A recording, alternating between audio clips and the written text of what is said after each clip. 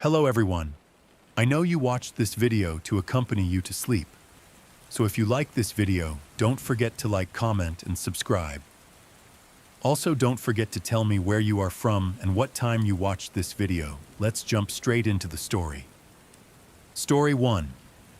When a small-town accountant named Thomas Rayburn was found murdered inside his locked office in 1996, police believed it was a robbery gone wrong. But when investigators opened his personal ledger, they discovered handwritten confessions linking him to a decades-long web of missing persons, secret bribes, and a cult-like client list with ties to the town's founding families. Every page led to another dead body, and now, 30 years later, someone is killing anyone who tries to read it. The rain came down in steady sheets the morning Thomas Rayburn was found dead.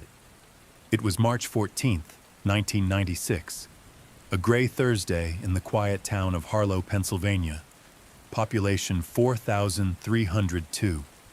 Nestled in the Lehigh Valley, Harlow was the kind of place where people still left their doors unlocked, waved at strangers, and passed heirloom recipes down like family names. It wasn't just peaceful, it was unchanged.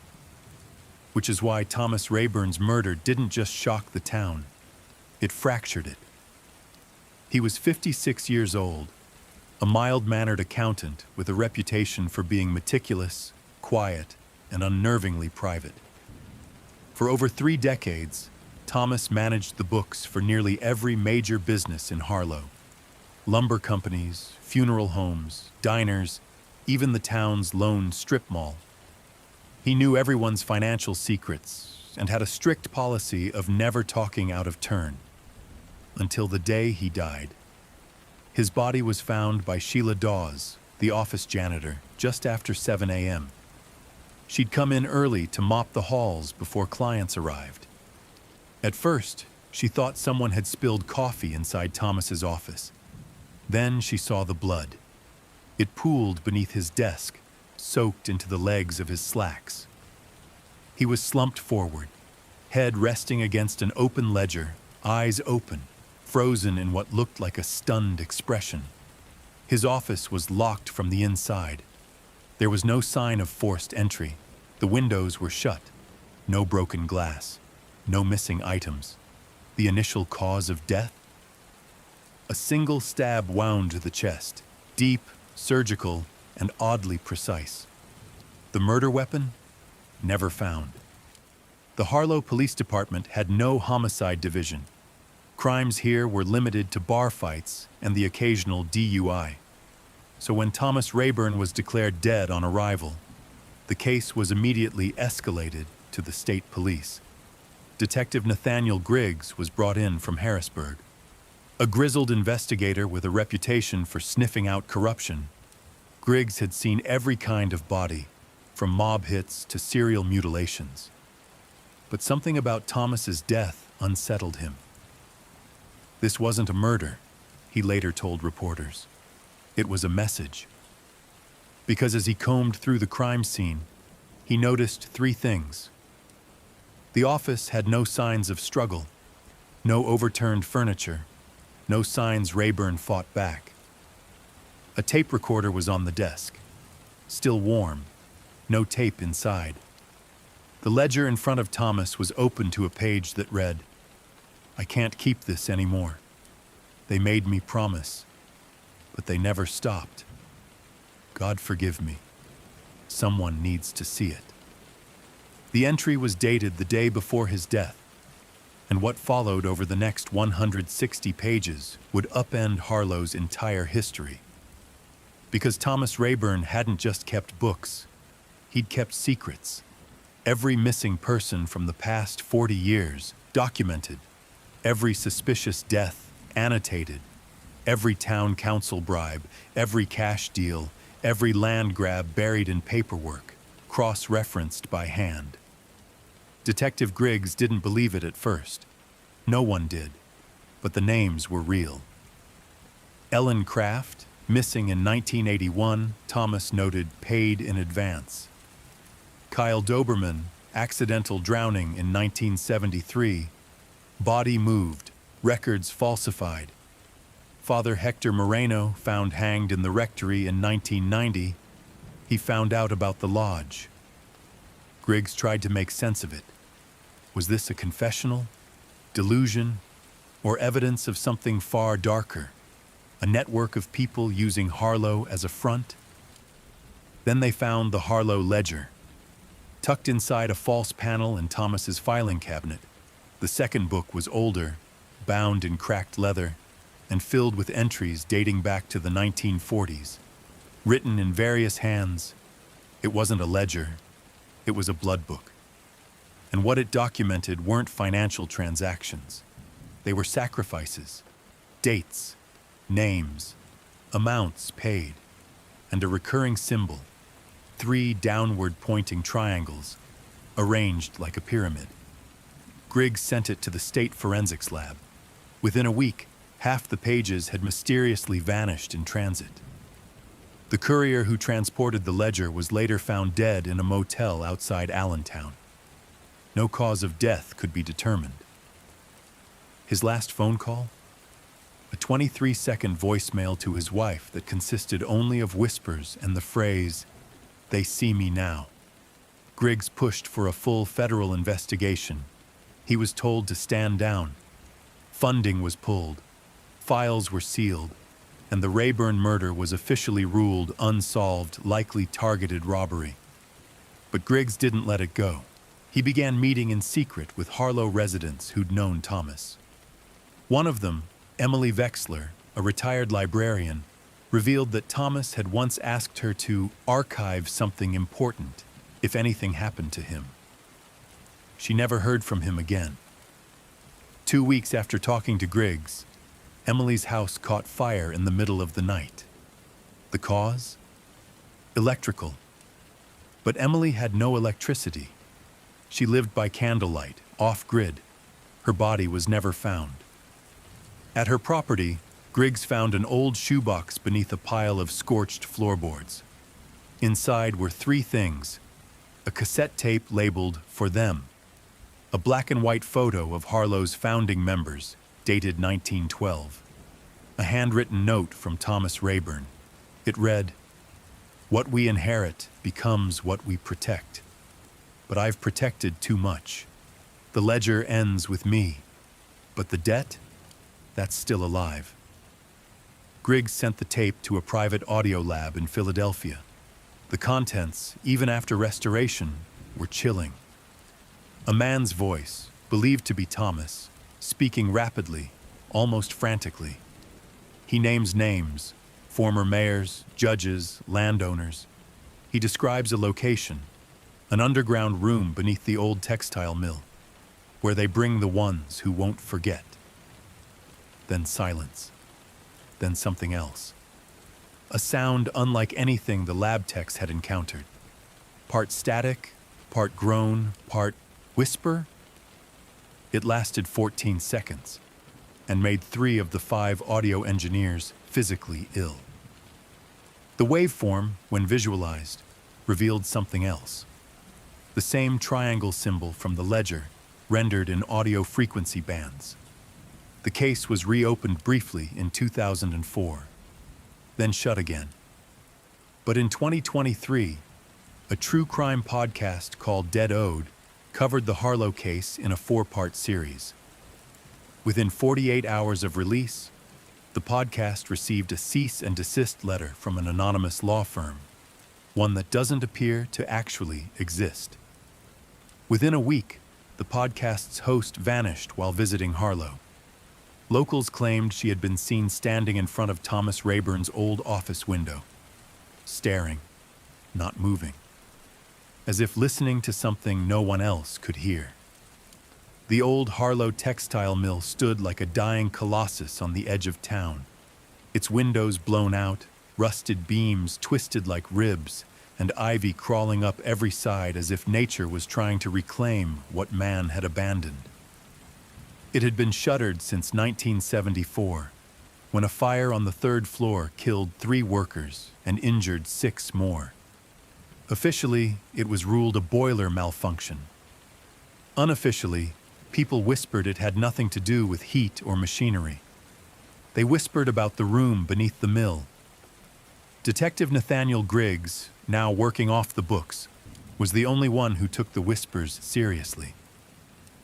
Following the lead from the restored cassette tape, where Thomas Rayburn spoke of an underground room beneath the old mill, Griggs returned to Harlow in early May 1996. The town had already begun distancing itself from the Rayburn murder. The paper stopped printing updates. The police stopped returning his calls. The mayor had all but declared the case closed. But Griggs had no intention of stopping. He pulled up to the crumbling mill just after midnight, his headlights slicing through thick fog that clung to the ground like breath. No security, no posted guards. Just the skeletal remains of a once thriving factory, and what might be hidden beneath it. Using a rusted bolt cutter, he broke the lock on the back gate and stepped into the belly of the structure. The air inside smelled of mildew, scorched wood, and something else. A metallic undertone, like blood long dried and forgotten. Griggs carried with him a flashlight, a map of the original mill layout provided by a retired fire marshal, and a voice recorder. What he found confirmed the rumors. Behind a false wall in what had once been the shipping office, he discovered a narrow stairwell, concrete steps leading downward into darkness. The flashlight's beam barely cut through the thick black. The deeper he descended, the more he noticed strange marks etched into the walls. Triangles, circles, names. One, scratched in jagged letters, read, "This is not a room, it's a mouth." When Griggs reached the bottom, he found himself in a small concrete chamber roughly 20 feet wide. A single table sat at its center. On the table, manila folders, yellowed documents, an oil lantern, and a lockbox. What disturbed him wasn't the furniture. It was the floor. The concrete was stained, not with water or soot, but with drag marks. Dark streaks that ran from the stairwell to the far wall, where the concrete gave way to old brick. That wall had an iron door, locked, chained from the outside, as if it was meant to keep something in. Griggs began recording. Detective Griggs, entry log, May 3rd, 1996. I've located what appears to be the underground room Rayburn referenced. No power, no ventilation. This place shouldn't exist. He placed the recorder on the table and began reviewing the contents of the lockbox, which he'd pried open using a crowbar. Inside were photos, dozens of them, black and white, all dated, all labeled in handwriting identical to Thomas Rayburn's. They showed people. Some were clearly mugshots, others were candid, but all had a single word scrawled beneath the image: settled. In one photo, a woman stood outside a church, settled. In another, a boy sat on a swing set, smiling, settled. The final photo chilled Griggs to his core. It was a picture of himself, taken from behind, clearly from a distance, entering the Harlow police station a week earlier. The word beneath? Pending. He nearly dropped the box. As he backed away, a low sound rumbled behind him, a grinding, dragging noise like chains shifting. The iron door on the far wall trembled, and then stopped. Griggs fled. He climbed the stairs, slammed the false wall shut behind him, and didn't stop until he reached his car. The entire recording, however, remained intact. When he listened back the next morning, he discovered something terrifying. After he left the room, the recorder, still sitting on the table, captured 12 minutes of audio. First, footsteps. Slow, measured, deliberate. Then breathing. Guttural, uneven, wet. And then a voice. Gravelly, male, barely above a whisper. Debt never dies, detective. It's past, collected, and you have been noticed. The next sound was the table shifting, dragged slightly. And finally, the recorder cut out, mid-hiss. When Griggs returned the next night, the room was empty. The photos were gone. The box was gone. But the floor was different. New drag marks, fresh, leading back toward the locked iron door. But now, one of the chains hung loose, unhooked, swinging gently, as if something had just stepped through. Griggs knew he couldn't go to the police. Instead, he went to a contact in the state archives, Dr. Maya Kessler, a forensic historian specializing in cultic financial systems. When she reviewed the copy of the original ledger Griggs had taken from Rayburn's office, her face drained of color. She told him the symbols matched those used by a secret society known as the Court of Triads, a group rumored to have operated in the early 20th century throughout coal towns in Pennsylvania. According to Kessler, the court believed in the economy of pain, the idea that suffering could be measured, banked, and redistributed. They ran towns, bought judges, owned mines. And every so often, when debts were due, someone would be selected as a settler, an offering to balance the books. The term settled, she said, didn't mean peace. It meant payment rendered.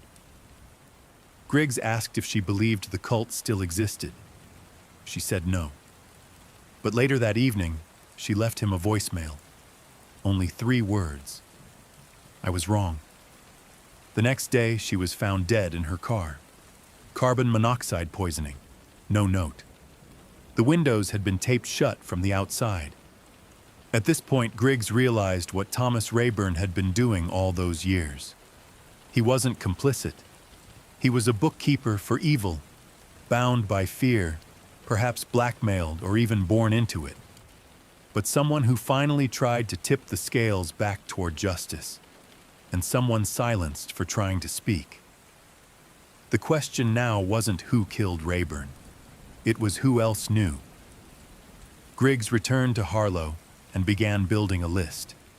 He went through every settled entry in the ledger, every photo, every whispered rumor. He started with those who might have been on the periphery, people close to the missing, people who didn't vanish but changed after certain dates.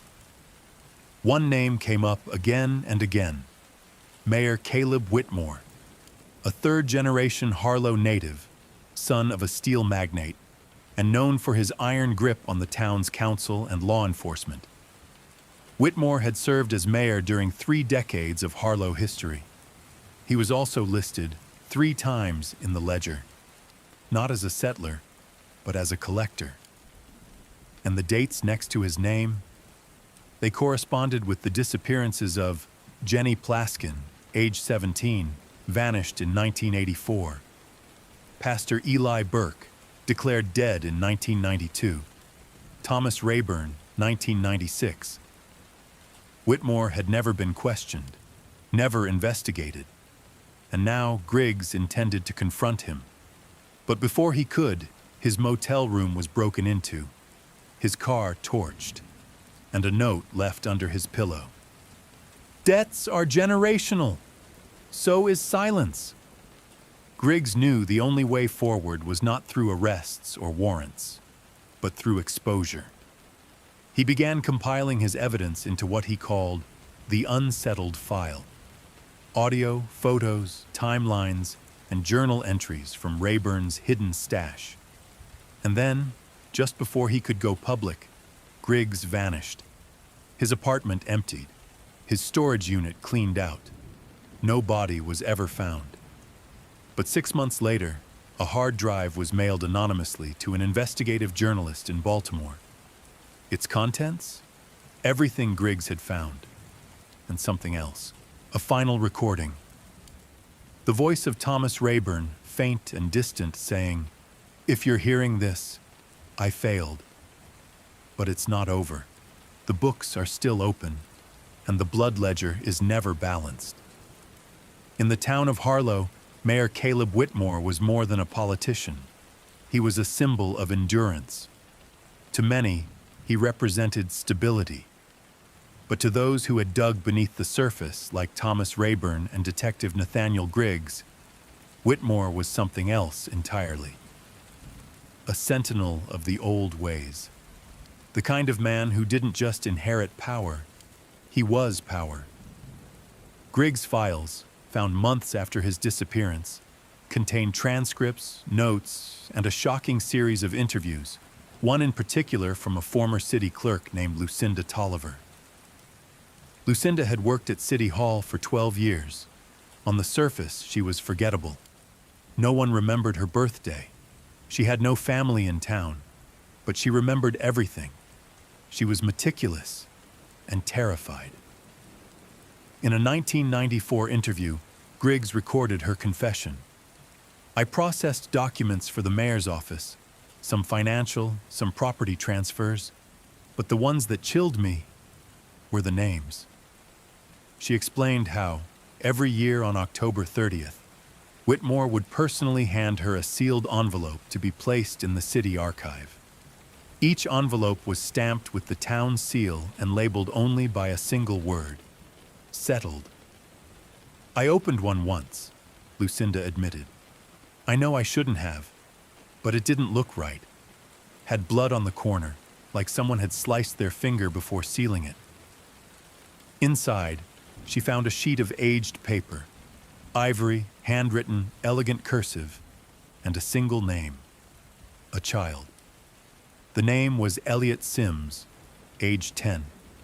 The year, 1987. 2 days after that envelope was filed, Elliot went missing. Whitmore publicly mourned the boy's disappearance, offering rewards, attending vigils. But Lucinda remembered the smirk on his face when he visited her office that Halloween. "He told me, 'Order requires sacrifice, Miss Tolliver. It's a hard truth, but a necessary one.' She resigned shortly after, moved away, but never forgot.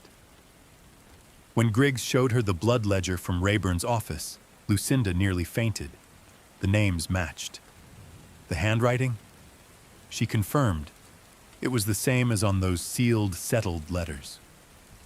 Griggs believed this was his final connection. Rayburn had kept the names, but Whitmore had submitted them. And the underground room? That was the collection chamber. According to Lucinda, Whitmore came from a family deeply embedded in the Court of Triads, a secretive society that once functioned like an underground bank for the morally bankrupt. They traded not in money, but in pain, using human suffering as collateral. Her account included one more bombshell. In 1982, an audit of city finances revealed $30,000 in restricted reserves allocated to legacy civic projects. But no projects were launched that year. When asked about the funds, Whitmore claimed the money was used for community beautification, yet no invoices existed. Griggs tracked the account number and found the withdrawal occurred in Wilton, Pennsylvania, a town infamous for its connection to an unsolved series of child disappearances between 1977 and 1980, all linked reportedly to a traveling reconciliation ministry. The same name surfaced in the blood ledger: reconciliation. Kessler had told Griggs about it before she died. The Court of Triads viewed their sacrifices not as murder, but as balance. To them, victims weren't taken. They were settled for the greater good. Rayburn, it seemed, had begun rejecting this philosophy. Griggs's theory was that in his later years, Rayburn tried to subtly sabotage the system. Misfiled entries, partial payments, missed rituals, and for that, he had to be balanced, which brought the focus back to Whitmore. But the mayor was careful. No email, no cell phone. Everything ran through his office aide, a hard-faced woman named Nora Penn. She was fiercely loyal and impossibly efficient.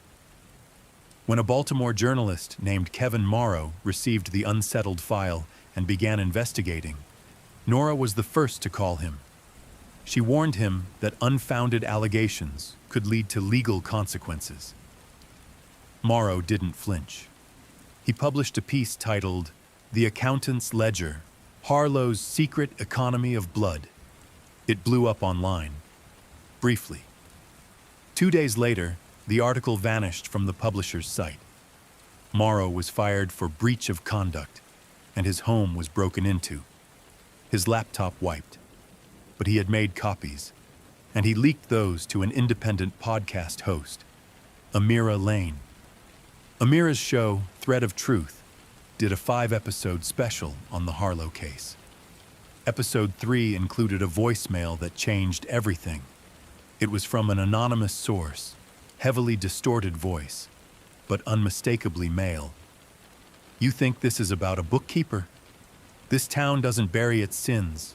It gardens them, waters them, feeds them. And now, the harvest is near."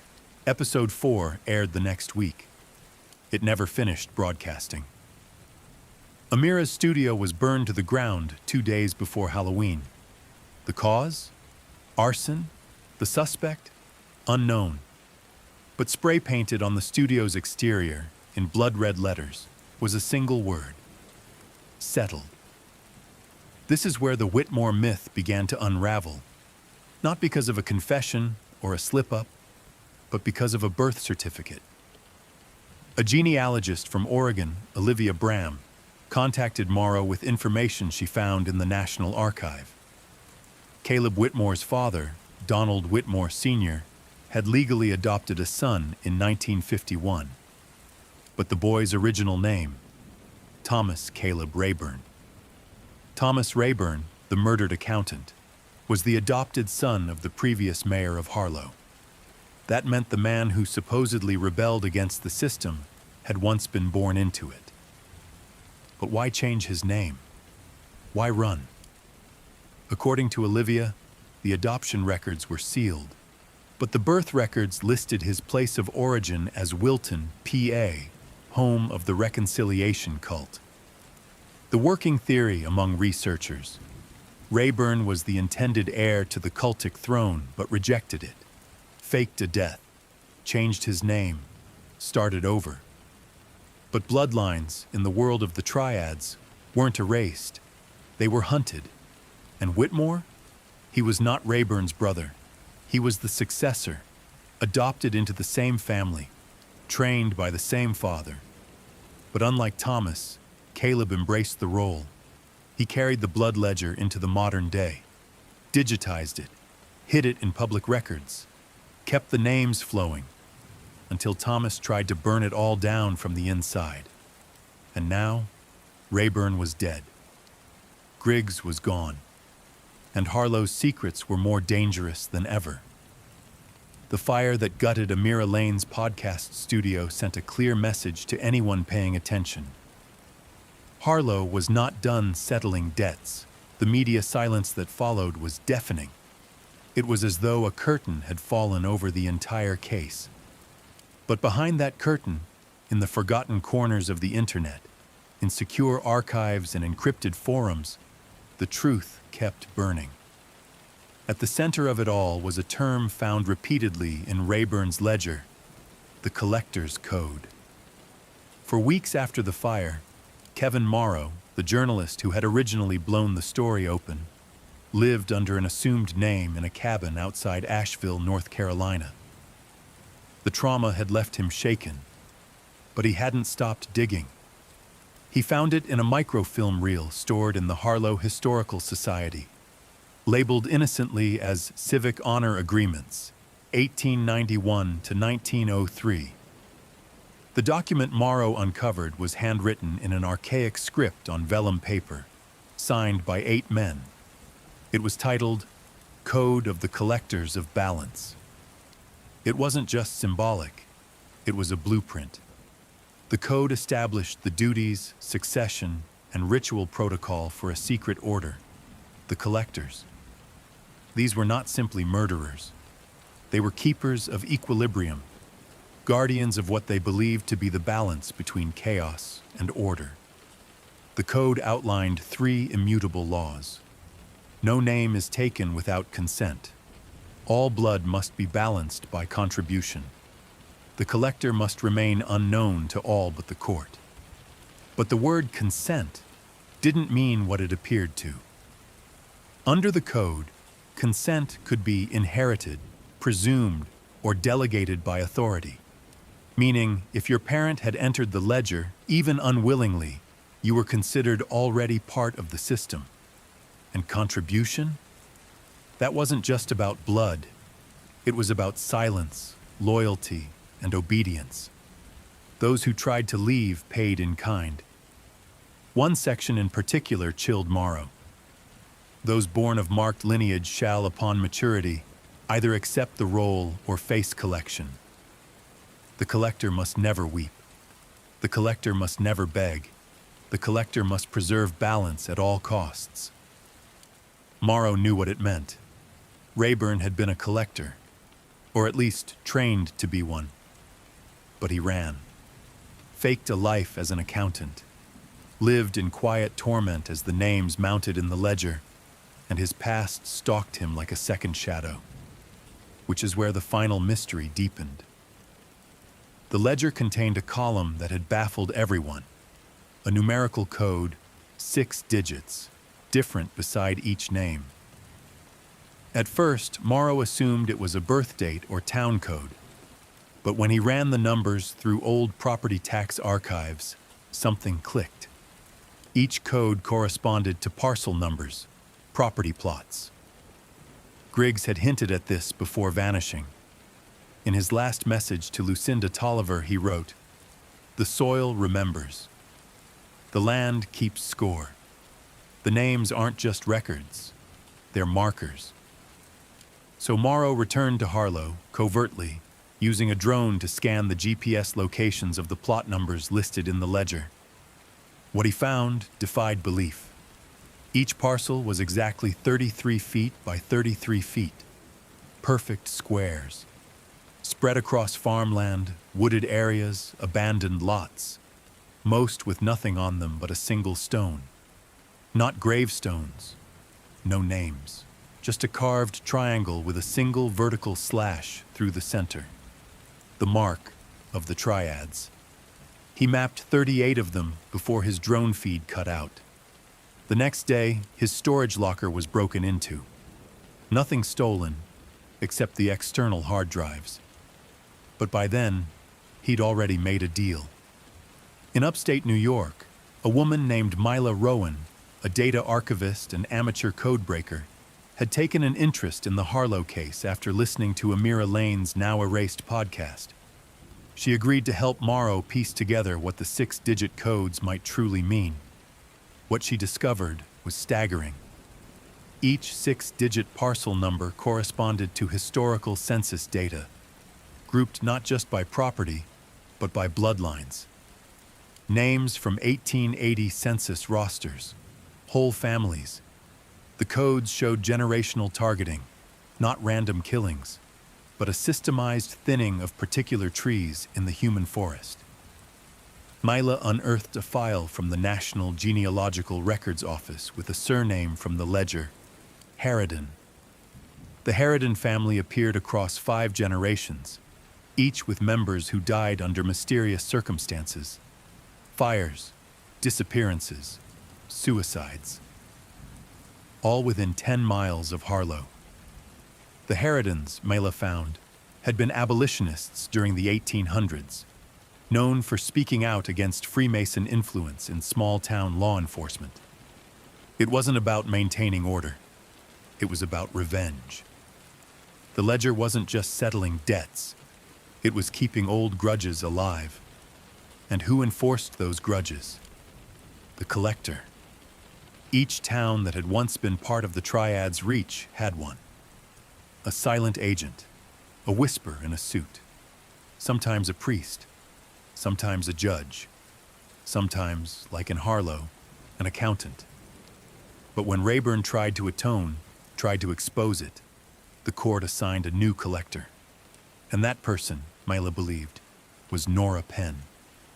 She'd looked unassuming, loyal to Whitmore, but she was always present. At every crisis, every interview, every tragedy. She had no social media, no birth record, no driver's license until 1999. Just a single mention on a hospital record in Wilton, PA. She wasn't just a gatekeeper, she was the executioner. The theory fit. Nora appeared in security footage from Rayburn's building 2 days before his body was discovered. No one ever questioned her presence.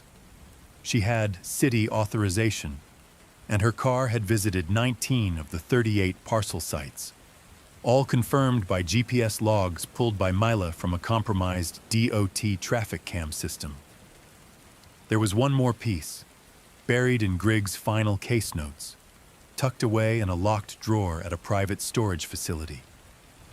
Morrow found it after Mila tracked the rental payment from Griggs's old bank records. It was a videotape labeled Code Keeper. On the grainy VHS, Griggs appears, gaunt and visibly exhausted. He stares directly into the camera. "If you're watching this, I'm gone.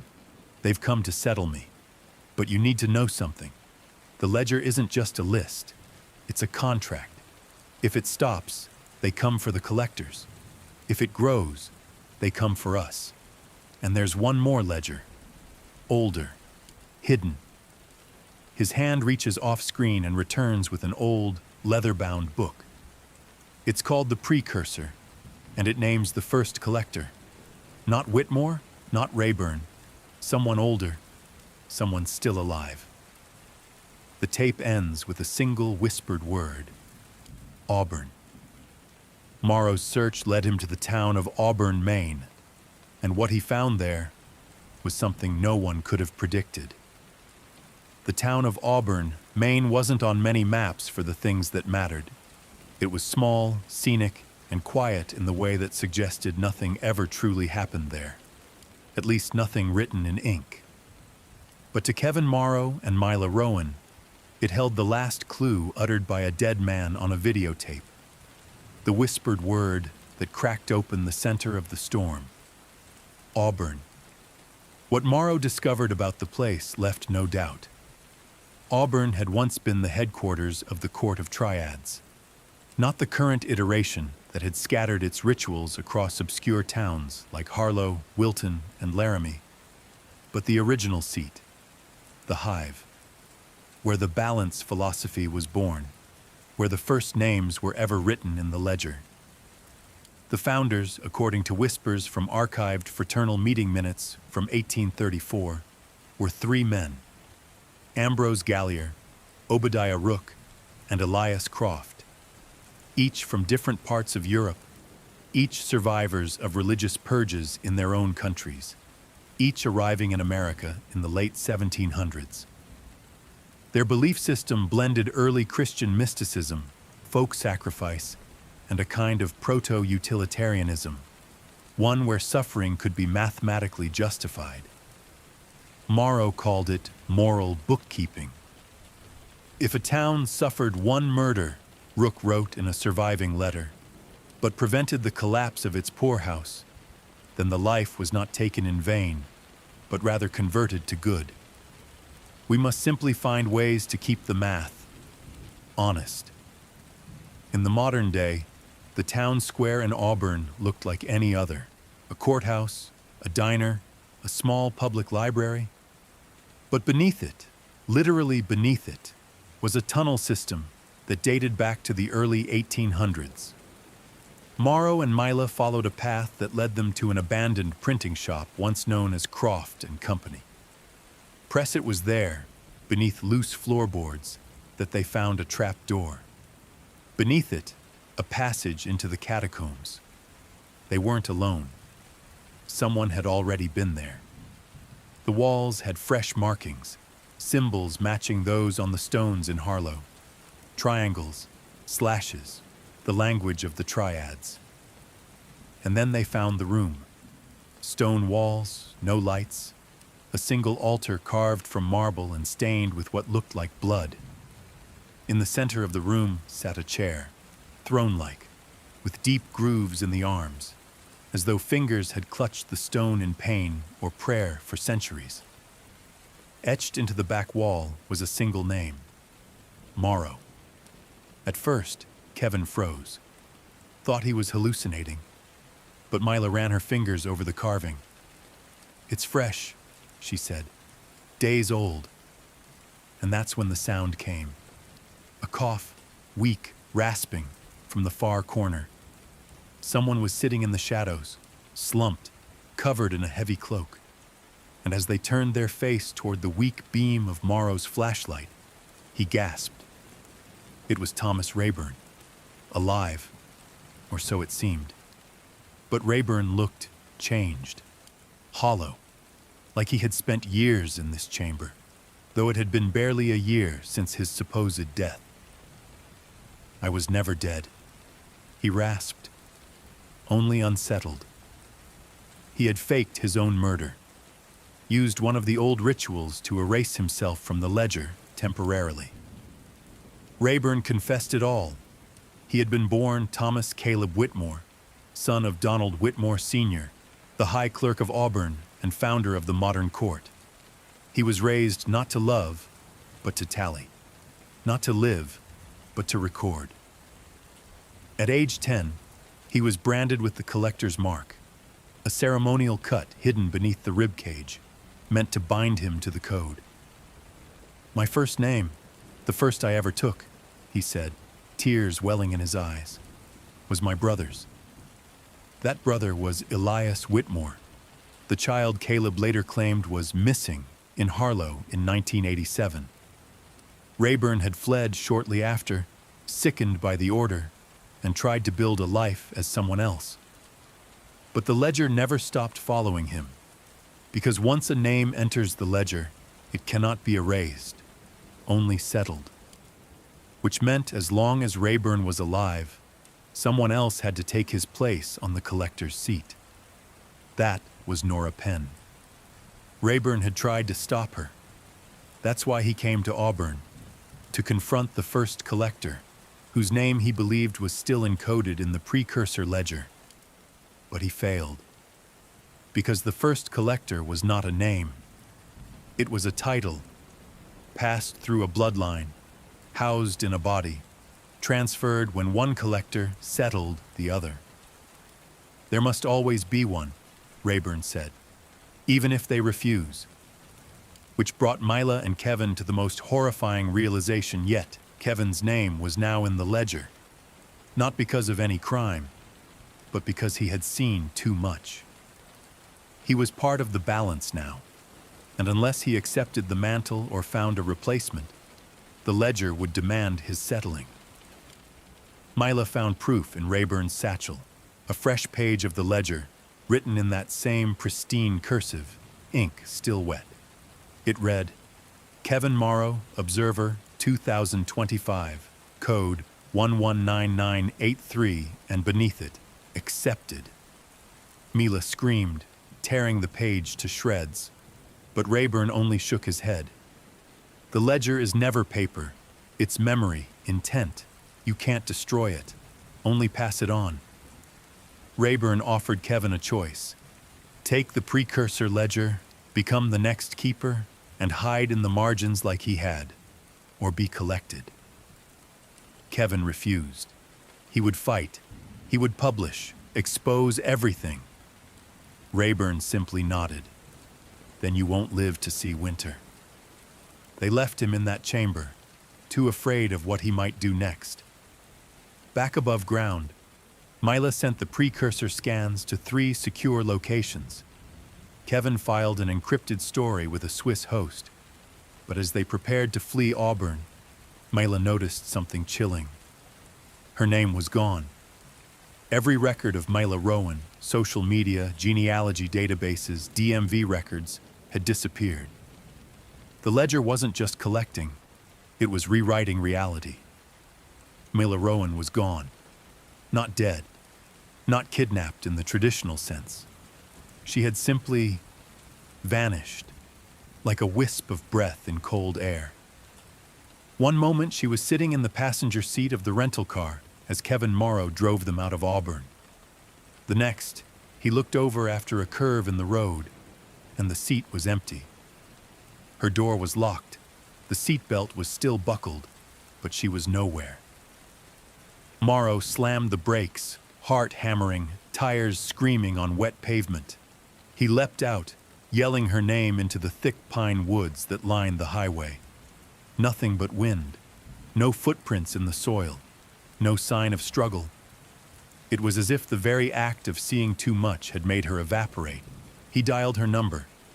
Disconnected. Her email. Deactivated. Her cloud accounts. Blank slates. Kevin drove back to the last diner where they'd eaten breakfast that morning. A greasy spoon called Marla's Kitchen off Route 49. Mila had left a notebook in the booth. She'd scribbled a strange phrase on the back of the receipt. If you can read this, they already know. The waitress didn't remember Mila at all. Only Kevin, and she was sure of it. You came in alone, she said. Ordered a Denver omelet and talked to yourself. Kevin left shaken, thinking back through every conversation with Mila. Every drive, every clue, every late-night breakthrough. Had she ever interacted with anyone but him? She had.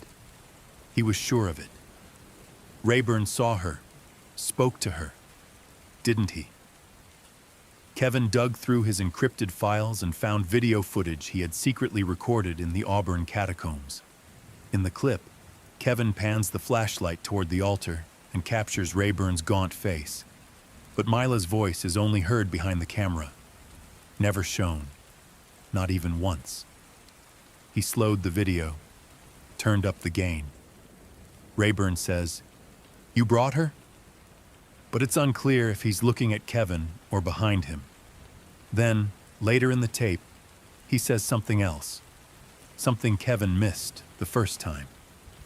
She's part of you now, like your shadow. That's when Kevin opened the precursor ledger, the scanned version Mila had uploaded to a secure server before her disappearance. She had marked pages with color-coded annotations. On page 148, scribbled in red, "Archivists aren't born. They're left behind." According to the notes, the archivist role was not an official rank like the collector or high clerk. It was more elusive, a kind of emotional tether between the ledger and reality. Archivists served as conduits, memory holders, able to access and preserve details even the ledger could not erase. But there was a catch. Archivists could not be remembered. The deeper they accessed the precursor, the more detached they became from the visible world. Their very presence became a paradox. They existed, but only to the ones closest to the truth. Once forgotten, they could not be recalled without a cost. Morrow was now the only person alive who remembered Mila Rowan, and the ledger knew it. That night, while staying at a roadside motel in Vermont, Kevin received a call from an unknown number. A man's voice answered. "Do you want her back?" Kevin froze. "Who is this?" "A collector. Temporarily disavowed. I don't agree with how this one ends. She's not gone. Just misplaced. There's a way to retrieve her, but you must give the ledger something in return." Kevin's throat went dry. "What?" "A name. A real one. With meaning, with pain." Kevin refused, but the voice was insistent. "You're already writing the next chapter, Mr. Morrow. Might as well finish the book." He hung up. Kevin sat in silence. The room felt colder. The mirror in the corner of the motel room began to fog, not from steam, but as if someone on the other side were breathing against the glass. And then words appeared. "She chose this." Kevin ran. He didn't know where he was going, only that the ledger would never stop. He reached out to everyone he could. Editors, tech contacts, old college friends. No one remembered Mila Rowan.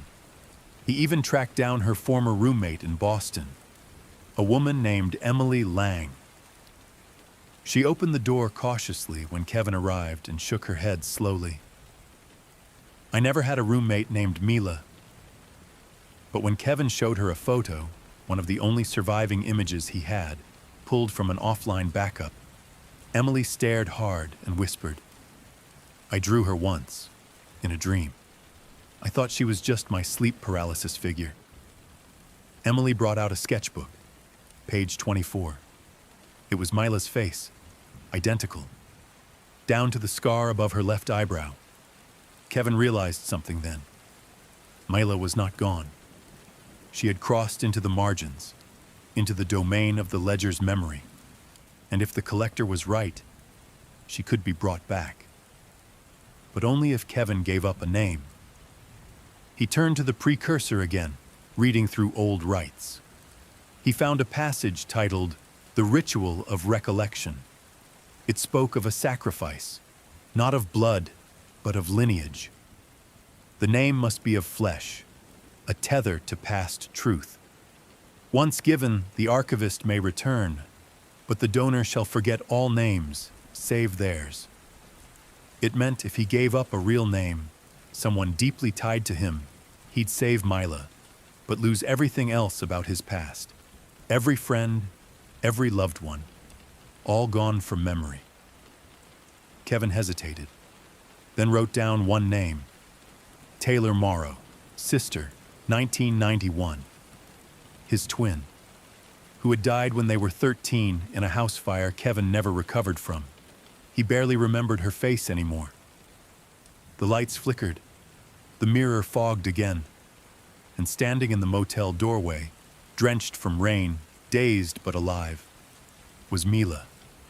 She collapsed into his arms, whispering, You found me. He held her tight, but something was missing. Kevin couldn't remember his sister's name anymore.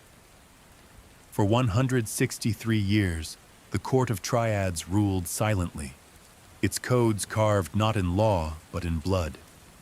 But now the secret was out. Kevin Morrow and Mila Rowan had done the unthinkable. They had published a fragment of the precursor ledger, not publicly, not on the open web. That would be suicide. But they shared it with 6 investigative journalists across 5 countries, each working independently, each unaware of the others. The leak went live at midnight on a dark web forum used by archivists, whistleblowers, and paranoid ex-intelligence agents. The reaction was immediate. Some called it a hoax. Others, those with knowledge of missing persons cases, political purges, and inexplicable balancing acts across U.S. history, recognized the truth. The ledger was real, and the moment that truth saw light, the war began. It started with the silences. Within 48 hours, 3 of the 6 journalists vanished. Their digital footprints were erased, bank accounts closed, apartments emptied. Only one of them, a former MI5 analyst named Jeremy Kallman, managed to get a message out before disappearing. They're not human. They're systems, living ones. Kallman's voice was strained, slurred. The audio glitched, suggesting tampering. Still, Kevin and Mila shared it through secure peer-to-peer channels. A message in a bottle, hoping someone, anyone, would believe. Kevin noticed something else. Everywhere the ledger fragments appeared, they left marks in the code. Not just metadata or traceable IPs, but symbols, hidden in the formatting. Small triangles. They weren't from the uploaders. They were inserted by the ledger itself. It was watching, and it was responding. Then came the clerks. They didn't call themselves that, of course. But in every case where a survivor had faced off with a known collector, witnesses now coming forward in increasing numbers, there was always a second figure nearby. A quiet person, usually in a support role, a nurse, a counselor, a tech contractor, someone who cataloged the scene. Now those people were surfacing in clusters, identical behaviors, same blank eyes, all of them claiming allegiance to something called the Order of Clerks, an internal balancing force within the court. Their job wasn't to kill, it was to record. "Every action requires documentation," said one self-identified clerk, shortly before he was found dead in a Chicago safe house. "The ledger is not a tool, it is a witness. We are its fingers." The documents found on him were horrifying. Files spanning centuries, listing settled accounts, political opponents, dissidents, children. One page was labeled, "Harlow, Maine, balance, 31 taken, 29 returned, the 2 unreturned, Kevin Morrow and Mila Rowan." Kevin began broadcasting his research live on pirate radio, closed-loop podcasts, encrypted email threads. Mila posted anonymously on conspiracy forums under the name Precursor Dust. They knew it wouldn't last. The ledger was rewriting reality faster than they could post. Names disappeared from obituaries. Death certificates reversed. Entire graveyards blinked off state databases. Still, for every name erased, 10 people remembered. And memory, they learned, was the ledger's only weakness, because the court couldn't erase what people refused to forget. So Kevin launched the next phase, the memory ledger. He created a decentralized, anonymous platform where people could submit names of lost loved ones, those whose deaths never made sense, those whose cases vanished without trace. Within a week, there were 48,000 submissions. Within a month, 200,000. And hidden among them were patterns. The algorithm Mila coded, using the fragments of the precursor ledger, identified repeat locations, names, and symbols. The most common phrase among them all, "Balance must be kept." And suddenly, it clicked. The ledger wasn't a tool of control. It was a religion, an ideological framework for the court, a belief that every death had to be countered, every secret weighed. The balance was their god. The clerks were its priests. The collectors were its sword. Kevin and Mila were now its heretics. The retaliation came swiftly. Their broadcast station in upstate New York was raided, not by police, but by men and women dressed as utility workers. No badges, no warrants, just gas canisters and static disruptors. Kevin and Mila narrowly escaped, hiding in the basement of a bookstore run by a man named Jonah Creel, an ex-collector turned defector. Creel was gaunt, quiet, but his words carried weight. "You're doing it wrong," he told them. "You're exposing the system without creating a new one. That's why they always win. People want balance. Without it, they fall into chaos. The ledger gives them a myth they can cling to." Mila asked him if it could be destroyed. Creel shook his head. "It's not a thing. It's an idea. You don't destroy it. You overwrite it." So they did. Kevin uploaded the mirror ledger, an open-source record that allowed anyone to create their own entries, assigning meaning to the names they had lost. A kind of spiritual resistance. It was crude, vulnerable, but it spread like wildfire. The names came pouring in. Children lost in state custody, whistleblowers who never returned home, people dismissed as suicides, overdoses, accidents. Now they had stories. Now they had witnesses.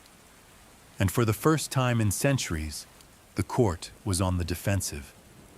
In April 2025, the Mirror Ledger reached 3 million submissions. Journalists began connecting the dots. International tribunals called for investigations. The UN issued a statement. The Vatican quietly admitted to once housing a fragment of the ledger beneath St. Peter's Basilica.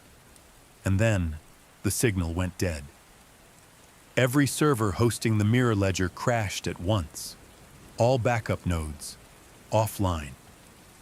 Darknet mirror sites, wiped.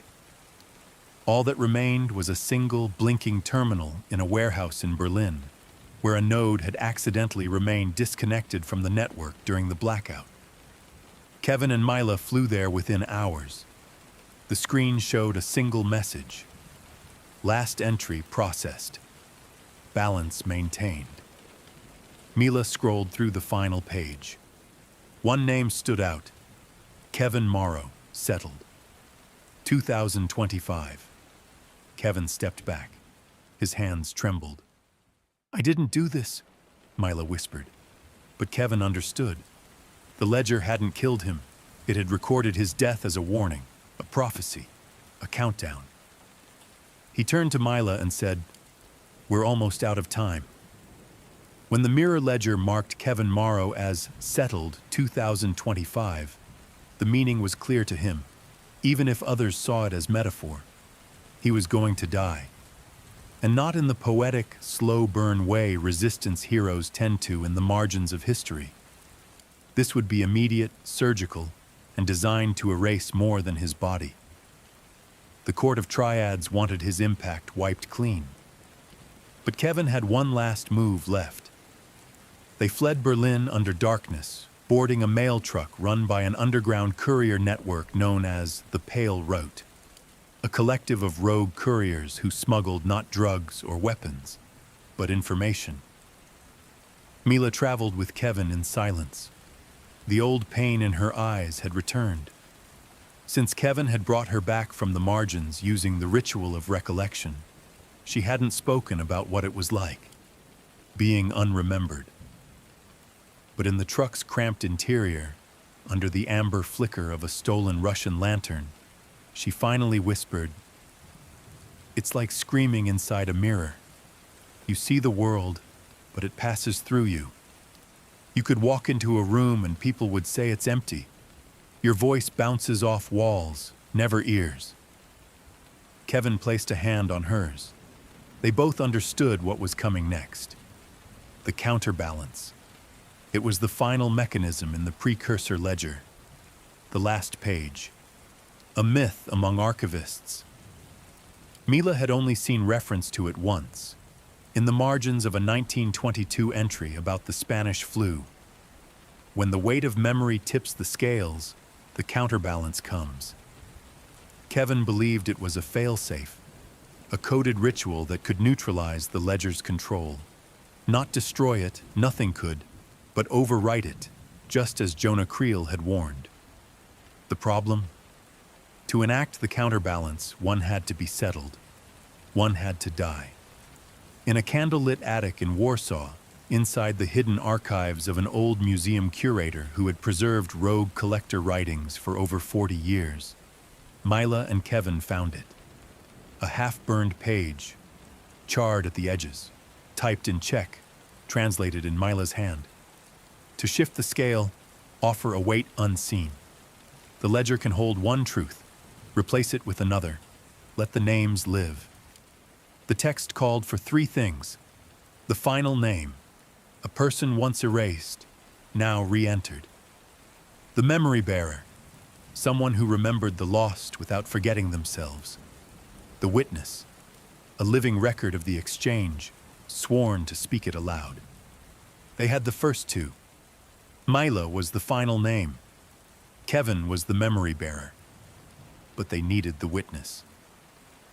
That night, Mila contacted a man named Father Lucas Hailstrom, an excommunicated priest who had spent 20 years documenting false martyrdoms caused by the court. He had been imprisoned in Norway, released on appeal, and had since vanished. She used an old code phrase she'd been taught during her archivist initiation. The reply came within the hour. "Come to the Basilica ruins, Benevento. Bring nothing you cannot lose." Italy, April 14th, 2025. The ruins stood in silence, choked by weeds and time. Once a holy place, now a forgotten monument. They met Father Hailstrom at dawn. He looked nothing like a priest. Weathered, wild hair, a heavy cross of iron around his neck, rusted to a dull crimson. He listened to Mila's story without interrupting, then nodded slowly. The ledger is a language. You don't fight it with guns. You overwrite its grammar. Kevin recited his plan. They would re-enter Mila into the memory ledger, live, with Father Hailstrom recording the moment as the final witness. Then, Kevin would offer himself as the counterweight, a name that meant something, a name tied to every revelation. His. Father Hailstrom frowned. If you do this, she stays. You go. There's no revival this time. Kevin nodded. He handed Mila a flash drive. It has everything. The ledger fragments, the mirror servers, the safe node locations. You keep it alive. Mila shook her head. We find another way. But they both knew this was it. They stood beneath the ruined dome. Father Hailstrom began to read aloud the ritual in Latin. The wind shifted. The air pulsed. Kevin stepped forward and recited Mila's name. Mila Rowan. Archivist. Reclaimed. Remembered. The moment he spoke it, Mila gasped, as if a tether inside her snapped. Her eyes flooded with memory, childhood, her parents' faces, her favorite song, all returned in a flood. Then Kevin spoke his own. Kevin Thomas Morrow. Witness, memory bearer, settled. The stones rumbled. A low, thrumming sound filled the dome. The cross around Hailstrom's neck cracked down the center, and Kevin vanished. No explosion, no scream, just absence. Father Hailstrom collapsed to his knees. Mila stood alone in the basilica, holding the flash drive, tears streaming down her face. The ledger had accepted the exchange, but Kevin Morrow was gone. Across the globe, something shifted. The mirror ledger rebooted. All previously deleted names returned. Every erased entry, every vanished soul, reappeared with a timestamp labeled Counterbalance Executed. For the first time in 163 years, the ledger was incomplete, and the Court of Triads was silent. For one full week, no known collector made a move. Clerks vanished from records. Triad-associated shell corporations liquidated. The balance had been broken, but it wouldn't last. Mila knew this. Systems like the ledger don't die. They hibernate. She traveled underground, delivering pieces of the ledger to survivors in hiding. Archivists in Venezuela, rogue agents in New Zealand, a boy in Korea who could dream the names of the forgotten. She taught them how to remember, because that was the real power. Not the ledger, not the rituals, but the human mind's refusal to forget. 1 year later, a journalist found a photo in a burned-out archive beneath a university in Maine. It was cracked and dusty, but the face was clear. Kevin Morrow. Behind him stood a woman, blurry but unmistakably Mila, and in Kevin's hand, a note. Truth is only dangerous when no one dares to remember it. In the months following Kevin Morrow's sacrifice, a fragile stillness cloaked the world of the ledger. For the first time in living memory, there were no sightings of collectors, no whispers of midnight settlements. The balance, once so meticulously maintained, was broken. But quiet didn't mean peace. It meant preparation, and Mila Rowan wasn't waiting for the next move. She was building her own. Beneath the Caucasus Mountains, hidden in the remains of a Soviet-era comms bunker, Mila established the first resonant node, a cryptographic vault designed to house fragmented entries from the mirror ledger, disconnected from any centralized internet or cloud. It was air-gapped, completely isolated. Why? Because the ledger could learn. Since the counterbalance event, Mila had noticed subtle anomalies in digital communications. Messages rearranged, metadata rewritten, AI-generated speech mimicking lost voices. The ledger hadn't just absorbed Kevin. It had evolved from him, and it had left her a message. 3 weeks after Kevin's death, Mila received a physical letter, delivered by an unmarked courier with no return address. Inside, a single sheet of linen paper, pressed and yellowed, typed in courier font. The memory bearer is not gone. The ledger remembers everything, even him. Mila's blood ran cold. The Court of Triads hadn't deleted Kevin. They had archived him. She began gathering names, people who had experienced near-miss disappearances or inexplicable returns from unmemory, survivors of the ledger. There were more than she expected. Some came from psychiatric hospitals, others from refugee camps. One was a 6-year-old in Sudan who remembered the death of her twin sister in vivid detail, though records said the girl had always been an only child. They all reported the same dream: a tall man in a storm coat standing in a library that burned without heat. He whispered, "I remember you." Mila dubbed them the Remnants, and she began forming a protocol, something Kevin had theorized but never enacted, a concept buried in the precursor ledger under the header, Reversio Memoriae, the Resurrection Protocol. Reversio Memoriae was not about literal resurrection. It was about reclaiming lost data, emotional, cognitive, and sensory information the ledger had sequestered in its internal systems. It operated like a ghost drive, a parallel memory stream. And Kevin's was still active, buried deep beneath the foundational code of the mirror ledger. Not alive, but preserved. Mila needed 2 things: a neural bridge, a human mind compatible enough to reabsorb ledger memory without collapse; a Nemo chamber, a resonance engine room capable of hosting the emotional frequencies stored in Kevin's arc. She had both. The Remnants provided the first.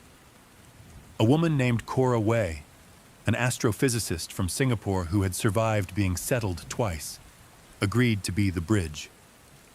The Nemo chamber had been built by Jonah Creel in Alaska during his time as a rogue collector. It used electromagnetic reverberation to induce semi-conscious recall from encrypted memory fragments. It was time. April 2026. The resurrection began at 2:06 a.m. Cora lay in the chamber. Mila monitored her vitals. Creel activated the frequency, inputting the coordinates tied to Kevin's ledger timestamp. Within moments, Cora's pupils dilated, her body arched. Then she began to speak. "Mila, if this works, I need you to finish it. You're the last archivist. They didn't erase me. They hid me, under the names of those I couldn't save. The precursor ledger is not the first.